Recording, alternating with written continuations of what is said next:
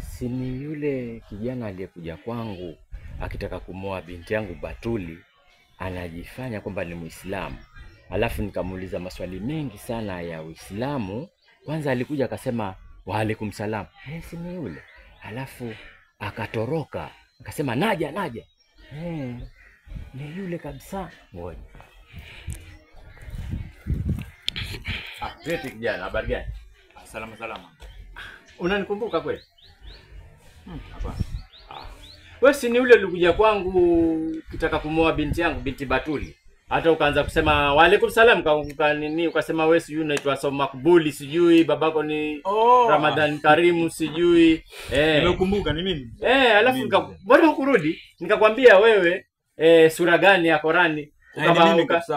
Nilikuja lakini sikuwapata. Sisi tuko pale nyumbani, ukuja kwa vipi? Kwa hiyo mlikuwa pale. Lakini mimi hata nashangaa. Yes, Ramadhani hii bado unakula mchana. Unatafuna. Ili bulgam. Unajua nimetoka kuvuta sigara, sasa ndio nilikuwa napoteza hivi.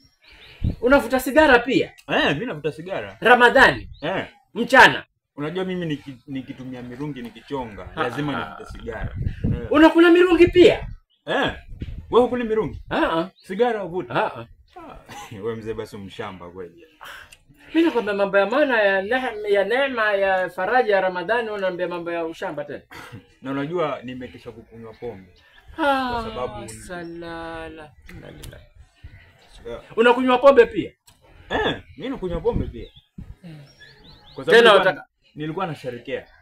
Kusherekea nini sasa? Unajua nilikuwa nimefungwa, nilikuwa nimetoka jela. Yaani ulifungwa pia jela. So hizi siku 2-3 hizi nilikuwa nimetoka, nilikuwa najifurahisha. Ndio nilikuwa na kulimind, alafu nije kwako mzee, nikukute magetoni. Ndio. Sasa yani wewe kwa nini ulifungwa basi kama ni hivi? Ulikuwa umefungwa. Kuna mzee mmoja yani nilitaka kumuoa binti yake. Akaanza kunizengua mzee. Sijui nini. Ikabidi mimi nimchome kisu. Ndio nikafungwa. Kwa hivyo mzee, chunga sana mzee. Mzee chunga. Mimi namtaka huyo binti. Sasa huyo nimpatie binti yangu, na najua ni mhalifu kabisa muuaji. Na nisipompa huyo binti yangu anaweza kaniua huyo. Twende mzee, unafikiria nini? Tunaenda. Sawa. Twende bwana ukalipe binti yako bwana.